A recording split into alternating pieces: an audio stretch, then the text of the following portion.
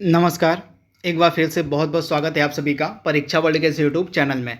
दोस्तों, UP triple S C PET 2021 में हमने जो हिस्ट्री का क्रैश कोर्स पुनः शुरू किया था, उसका जो पार्ट 21 उसको आज हम कंप्लीट करेंगे तथा पार्ट 21 में आज हम पढ़ेंगे उग्र राष्ट्रवाद के उदय का भाग 2। तो भाग 1 को हमने कंप्लीट करा दिया था। नेशनल मूवमेंट का जो टॉपिक है आपका उग्र राष्ट्रवाद का उदय, उसका पार्ट 1 हमने कंप्लीट करा दिया था। इसका जो पार्ट 2 है उसको आज हम कंप्लीट करेंगे। तो आज जो हमारा ये लेक्चर कंप्लीट हो जाएगा उग्र राष्ट्रवाद के उदय का, तथा इसके बाद जो अगला हमारा लेक्चर होगा, लेक्चर 22वां, वो होगा हमारा क्रांतिकारी गतिविधियों पर आधारित। तो चलिए आज के लेक्चर को शुरू करते हैं। तो पहला पॉइंट मैं आपको बता दूं, मैंने फर्स्ट पार्ट में क्या आपको कंप्लीट कराया था। फर्स्ट पार्ट में हमने कहाँ तक देखा था?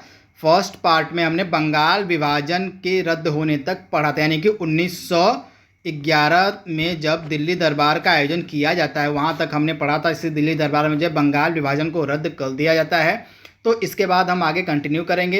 अब हम देखेंगे कांग्रेस का विभाजन। जैसा कि आप सभी को पता है, जब बंगाल विभाजन किया गया था तब बंगाल विभाजन के विरोध में जो स्वदेशी मूवमेंट व बहिष्कार आंदोलन चलाया गया था, इसमें जो है नरमपंथियों और गर्मपंथियों के बीच जो है मतभेद उत्पन्न हो गया था, आपने देखा था। तथा आगे चलकर यह जो मतभेद है और बढ़ता जाता है नरमपंथियों और गर्मपंथियों के बीच, तथा यह जो मतभेद है आगे चलकर और तीव्र हो जाता है, जिसके परिणाम स्वरूप जो है 1907 में जो है कांग्रेस का विभाजन 2 दलों में होता है, नरम दल और गरम दलों में। तो इसे भी आप याद देखिए, यहाँ पे आप देख रहे हैं बंगाल विभाजन के पश्चात कांग्रेस के अंदर नरम पंथ और गरम पंथ के मध्य विरोध और तीव्र हो गया, जिसके परिणाम स्वरूप 1907 के सूरत अधिवेशन में कांग्रेस का विभाजन हो जाता है। 2 गुटों के बीच में, एक गुट बनता है नरम दलों का, एक गुट बनता है गरम पंथियों का। तो इसे भी आप ध्यान दीजिएगा। 1907 का जो सूरत अधिवेशन है कांग्रेस का काफ़ी इंपॉर्टेंट है। 1907 का जो कांग्रेस का अधिवेशन था सूरत में आयोजित किया गया था। इसमें जो है कांग्रेस 2 दलों में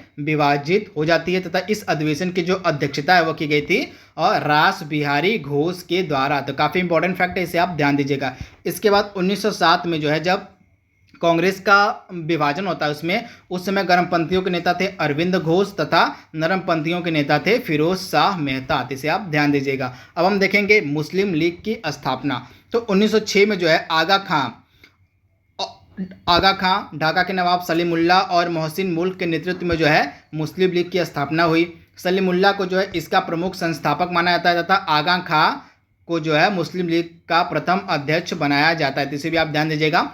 मुस्लिम लीग की जो स्थापना 1906 में की गई थी, जिसमें जो है सलीमुल्लाह को इसका मुख्य संस्थापक बनाया गया तथा माना जाता है, तथा आगा खां को मुस्लिम लीग का प्रथम अध्यक्ष बनाया जाता है। जिसे आप ध्यान दीजिएगा। इसके बाद जो मुस्लिम लीग थी जिसकी स्थापना 1906 में की गई थी, इसने और बंगाल विभाजन का समर्थन किया। आगे चलकर मुस्लिम लीग को संतुष्ट करने के लिए 1909 में मॉर्ले मिंटो रिफॉर्म लाया जाता, जिसमें जो है मुसलमानों के लिए पृथक निर्वाचक मंडल की व्यवस्था की जाती। तो काफ़ी इंपॉर्टेंट फैक्ट है, 1909 का जो मॉर्ले मिंटो सुधार अधिनियम था यह मुस्लिम लीग को संतुष्ट करने के लिए लाया गया, तथा इस मॉर्ले मिंटो सुधार अधिनियम में मुसलमानों के लिए एक पृथक निर्वाचक मंडल की व्यवस्था की गई थी। ये फैक्ट काफ़ी इंपॉर्टेंट है। इसके बाद अगला फैक्ट क्या है आपको याद रखना है, होम रूल लीग। काफ़ी इंपॉर्टेंट है।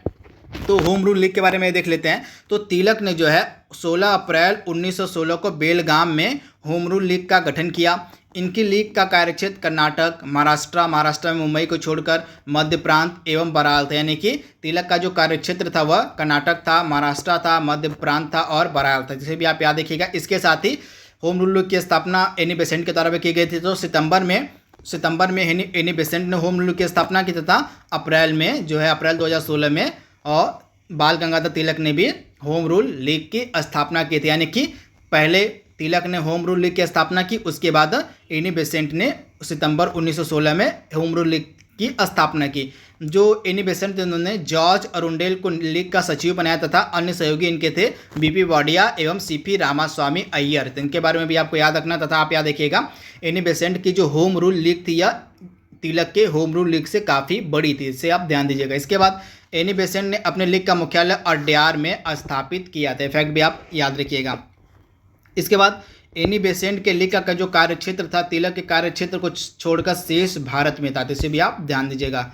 इसके बाद अगला इंपॉर्टेंट फैक्ट आप याद रखिएगा। इस आंदोलन के यानी कि होम रूल लीग के बढ़ते प्रभाव को देखकर जो ब्रिटिश गवर्नमेंट थी, जो ब्रिटिश सरकार थी, उसने इसके दमन हेतु सक्रिय हो गई, तथा तिलक पर इन्होंने ब्रिटिश सरकार ने मुकदमा चलाया। मोहम्मद अली जिन्ना के नेतृत्व में वकीलों की एक टीम ने तिलक की ओर से मुकदमा लड़ा। जून 1917 में एनी बेसेंट, जॉर्ज अरुंडेल तथा बीपी वाडिया को भी गिरफ्तार कर लिया गया। इस गिरफ्तारी के विरोध में सुब्रमण्यम अय्यर ने अपनी नाइट की उपाधि को त्याग दिया तथा मदन मोहन मालवीय, सुरेंद्रनाथ बनर्जी तथा मोहम्मद अली जिन्ना जैसे तमाम नरमपंथी नेता लीग में शामिल होने लगे। तो इसे भी आप ध्यान दीजिएगा। इसके बाद 1917 में जो है एक घोषणा की जाती है, मॉन्टेग्यू की घोषणा, तथा इसी घोषणा के चलते जो है एनी बेसेंट को रिहा कर दिया जाता है तथा दिसंबर 1917 में कांग्रेस के अधिवेशन में तिलक के प्रस्ताव पर उन्हें जो है अध्यक्ष चुन लिया जाता है। 1917 में कांग्रेस का जो अधिवेशन था उसका जो अध्यक्ष था बाल गंगाधर तिलक को चुन लिया जाता है। तो इसे आप ध्यान दीजिएगा।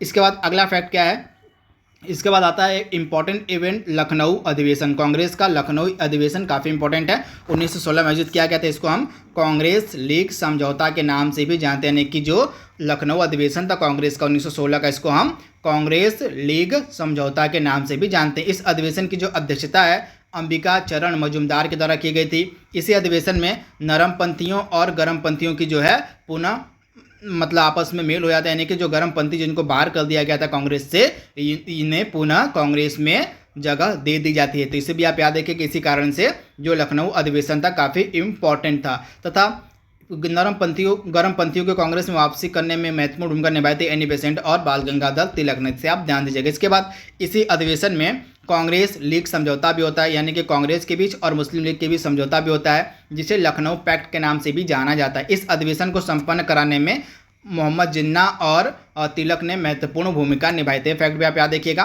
कांग्रेस लीग अधिवेशन के तहत कांग्रेस ने पहली बार मुसलमानों के लिए पृथक निर्वाचन की मांग को औपचारिक तौर पर स्वीकार किया था। इसे भी आप ध्यान दीजिएगा। जो लखनऊ अधिवेशन 1916 हुआ था, इस अधिवेशन में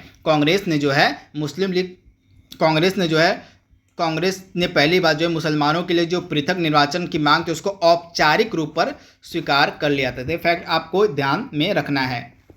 इसके बाद आप याद रखिएगा, इस अधिवेशन में जो है राजकुमार शुक्ल की जो है मुलाकात महात्मा गांधी से होती है तथा जो राजकुमार शुक्ल थे इन्होंने चंपारण के किसानों की समस्याओं से महात्मा गांधी को अवगत कराया तथा इसी के चलते आगे चलकर 1917 में जो चंपारण का मूवमेंट होता है वह महात्मा गांधी के द्वारा किया जाता था। फैक्ट भी आप याद रखिएगा कि महात्मा गांधी की जो मुलाकात है राजकुमार शुक्ल से कब हुई थी, तो 1916 के लखनऊ अधिवेशन में राजकुमार शुक्ल की जो मुलाकात थी वह महात्मा गांधी से होती है। तो ये फैक्ट भी वेरी वेरी इंपॉर्टेंट है, इसे आप याद रखिएगा, क्योंकि इसी मुलाकात के चलते जो चंपारण का सत्याग्रह था वह महात्मा गांधी ने स्टार्ट किया था। तो ये फैक्ट काफ़ी इंपॉर्टेंट है। हालांकि 1916 का जो अधिवेशन था कांग्रेस का, यह पूरा ही इंपॉर्टेंट, क्योंकि इसमें कांग्रेस और मुस्लिम लीग के बीच समझौता हो गया था। इसके बाद गर्मपंथियों की जो है कांग्रेस में पुनः वापसी भी हो गई थी, इसलिए यह 1916 का कांग्रेस अधिवेशन काफ़ी इम्पॉर्टेंट है। तो इसे आप ध्यान दीजिएगा। तो यहाँ पे हमने जो उग्रवादी चरण स्टार्ट किया था 1905 से लेके 1919 का, इसके जितने भी इंपॉर्टेंट फैक्ट पॉइंट बन सकते हैं उसको हमने कंप्लीट कर लिया है। तो अगला हमारा जो लेक्चर होगा वो हमारा होगा क्रांतिकारी गतिविधियों पर आधारित। तो काफ़ी इंपॉर्टेंट लेक्चर है आपके इंडियन नेशनल मूवमेंट का। तो बने रहे हमारे चैनल के साथ अगले लेक्चर तक। तब तक के लिए thank you, thanks for watching, thank you.